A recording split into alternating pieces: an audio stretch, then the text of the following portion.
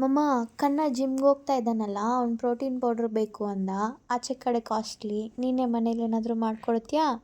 ಓ, ಮಾಡಿಕೊಡ್ತೀನಿ. Come let's go. ಇದು weight ಗೇನ್ಗೂ ಆಗುತ್ತೆ. ಇವಾಗ ಹೇಳಿ ಏನು ಮಾಡ್ತಾ ಇದೆಯಾ? ಫಸ್ಟು ಕಡಲೆ ಬೀಜ 1 ಕಪ್ ಹುರ್ಕೊಳ್ತಾ ಇದ್ದೀನಿ. ಫುಲ್ ಬೇಯಬೇಕಾ? ಒಂದು ಮೀಡಿಯಮಾಗಿ ಸ್ವಲ್ಪ ಡ್ರೈ ರೋಸ್ಟ್ ಆಗಬೇಕು.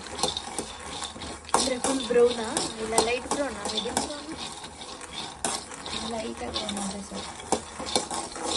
ಸಾಕಲ್ವಾ ಇಷ್ಟಾಗಿರೋದು? ಇಷ್ಟ ಆದರೆ ಸಾಕು. ಈಗ ಇದನ್ನು ಇದಕ್ಕೆ ಇದೇನು ಸೀಡ್ಸ್ ಇದು? Sunflower seeds.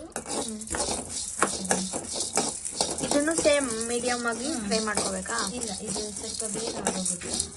ಸ್ವಲ್ಪ ಮೀಡಿಯಮ್ ಇದರಲ್ಲಿ ತೊಗೊಂಡೋಣ. ಫ್ಲೇಮ್ ಕಮ್ಮಿ ಇರಬೇಕಾ? ಯಾವುದೇ ಅಡುಗೆ ಮಾಡಬೇಕಾದ್ರೂ ಫ್ಲೇಮ್ ಸ್ವಲ್ಪ ಕಮ್ಮಿನೇ ಇಟ್ಕೊಂಡು ಹುರ್ಕೋಬೇಕು. ಅವಾಗ ಟೇಸ್ಟ್ ಚೆನ್ನಾಗಿ ಕೊಡುತ್ತೆ.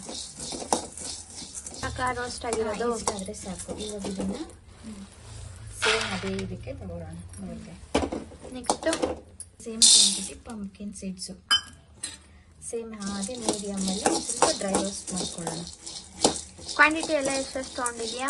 ಸೇಮ್ ಈ 1 ಕಪ್ಪಲ್ಲಿ ಎಲ್ಲ 1 ಕಪ್ಪು ತೊಗೊಂಡು ಬರುತ್ತೆ. ಹಾಗೆ ತೆಗೆದುಬಿಡ್ಬೇಕು ಇದನ್ನು.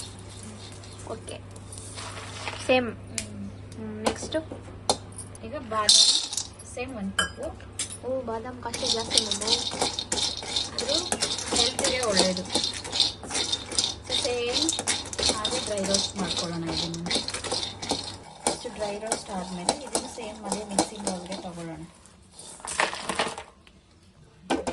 ಇವಾಗ ಇದಕ್ಕೆ ಮಕ್ಕಾನ್ ದೊಡ್ಡ ಕಪ್ಪಲ್ಲಿ 2 ಕಪ್ಪಷ್ಟು, ಇದರಲ್ಲಿ 2 ಕಪ್ಪಷ್ಟು ತೊಗೊಳ್ಳೋಣ.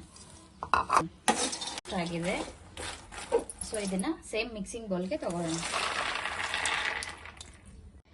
ಏಲಕ್ಕಿ ಎಷ್ಟು ಹಾಕೊಂಡಿದ್ಯಾ? ಒಂದು 10 ಪೀಸು.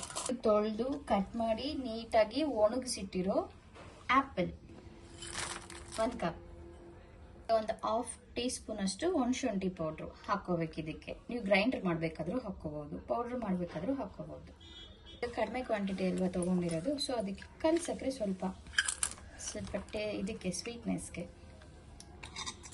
ಈಗ ಫುಲ್ ಎಲ್ಲ ಗ್ರೈಂಡ್ ಮಾಡಾದ್ಮೇಲೆ ನೋಡಿ ಇಷ್ಟು ಕ್ವಾಂಟಿಟಿಯಲ್ಲಿ ನಮಗೆ ಪೌಡ್ರ್ ಸಿಗುತ್ತೆ. ಸೊ ನಾವು ಇದನ್ನು ಹಾಲೆಲ್ಲ ಹಾಕ್ಕೊಂಡು ಡೈಲಿ ನೈಟ್ 1 ಸ್ಪೂನ್ ಕುಡಿತಾ ಬಂದರೆ ವೆಯ್ಟ್ ಗೇನ್ ಆಗ್ತಾ ಬರುತ್ತೆ. ಜಿಮ್ಗೆ ಹೋಗೋರು ಅಂತ ಅಂದರೆ ಇದನ್ನು 2 ಟೈಮ್ಸ್ ತೊಗೊಂಡ್ರೂ ಚೆನ್ನಾಗಿರುತ್ತೆ. ಬಟ್ ಜಿಮ್ ಅವ್ರಿಗೆ ಹೆಲ್ತ್ಫುಲ್ಲಾಗಿ ಬೆನಿಫಿಟಾಗಿ ಚೆನ್ನಾಗಿರುತ್ತೆ.